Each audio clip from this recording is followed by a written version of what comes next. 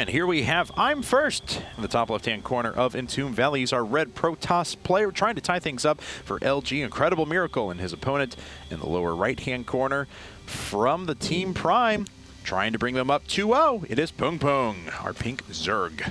All right, switching it up a little bit from ZVZ to PVZ, and we have seen a boatload of PVZ in the last couple of days. Obviously, we've had Hyun versus a lot of Protoss players, actually. I mean, he just played against, who did he just play against? It was a Titan. Yeah, Titan. I was like, I know it was a Protoss. I kept thinking back to the Alive all kill that Hyun did, and I just got stuck on it. But yeah, Titan actually took a game off of Hyun, and Alive didn't. So that's that's another crazy. I guess we can say that too. We actually have our next two people lined up for Fight Club at the moment. So next week is going to be FXO Gumiho, and we'll keep the other one secret until the time comes. Yeah, so it's a super secret, super special secret. That's right. That is secretive, and you're not allowed to know. Correct. But FXO Gumiho will play Hyun on Monday for Fight Club. It's going to be awesome. Yeah, looking forward to it. So, no surprise, of course, Forge Fast Expand coming out for first. Sometimes Protoss players will get greedy enough to put down the Nexus first, but not going to be here because you have so much more to wall off up at the front. It's a little bit harder to hold on to. With the Forge first, though, it does open up well, first, the opportunity to pylon block for a little while and be especially annoying trying to stop these hatcheries. They're using first, second, not first. I wonder if he named himself that to sort of say to the team, I wanna play first. Yeah. And maybe he got mad when they put horror in before him. I don't know. But maybe he can get the first victory? That's possible. That's possible. There is actually a Brood War player named Last who is starting to do quite well in StarCraft 2. He did very well at the Code A round of 48 and also in OSL. He just took out Mr. Flash himself. Hopefully he joins Incredible Miracle, though, and so we'll see I'm First and I'm Last. Yep, they'll have the Alpha and the Omega in that case. I'm good with that. Yeah. And First actually decided to cancel the pylon that was here. He actually did a really clever block there. He sat there as long as possible until all of his shields were gone, but that was it. Then pylon blocked because he knew his opponent was only sending out one drone and was able to get a good read on exactly when that third came up. So we'll see if he develops timing that's based around trying to knock out that third, or if he's going to sit back and play somewhat passively, as a lot of Protoss players have been on this map. Or he could go Tails style and just make as many gateways as he possibly can on 38 the number of bases hopefully. that he has. Yeah, but Tails yesterday just was doing some crazy aggressive Protoss builds, and I do really love that kind of play style. I love bunker rushes. I love six pools. I love like mass gateways. I don't know why. I think it comes from my Warcraft 3 days of turret and archmage rushing every single game on ladder for like months at a time. I don't know. I just feel like quicker games, quicker action are a lot of fun to watch because it forces decisions, and I like seeing what decisions these very high level players make when they're trying to defend their base early on. Sure. Yeah, that's really fun. All right. Well, First is continuing to be annoying. Just gets his pro back here all the time. A lot of links have been made for Pung Pung, and, you know, another 10 are coming up as well. So, I mean, a strong slowling. I mean, this is bordering on, like, slowling all-in level here in a bit, depending on how many more he makes. We saw this actually successfully employed against Hero over the weekend at DreamHack. Targa was the one who actually knocked out Hero with it. So, and looks like that probe does go down up at the front, but, gosh, this is a lot of lings that are making the way out right now. That's right. First, I'm not sure how many of these he actually saw. Obviously, did just lose that probe.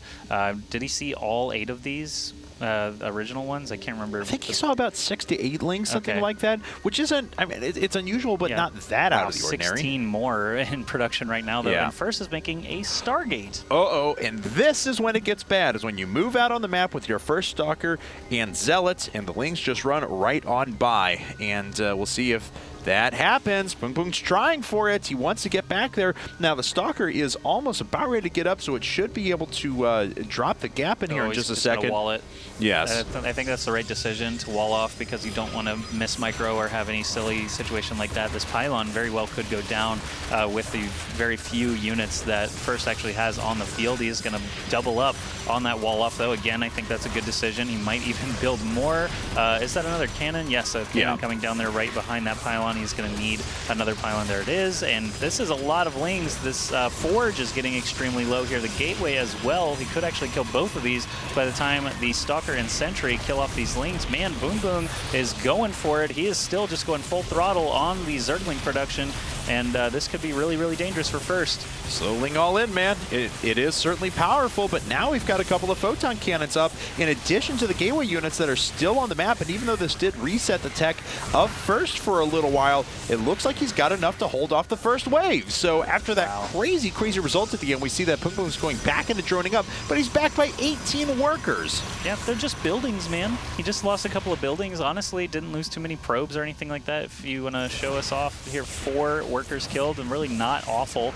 First, didn't lose really any fighting units that I could see there and actually managed to stay alive. So yes, it is going to set him back. Obviously, he does have Phoenixes coming out now, though, so that could be an interesting counter when these lings come back. He could start sending the Phoenixes out to kill Overlords, or even just go straight to the drone line of Boom Boom and start to do some real economic damage.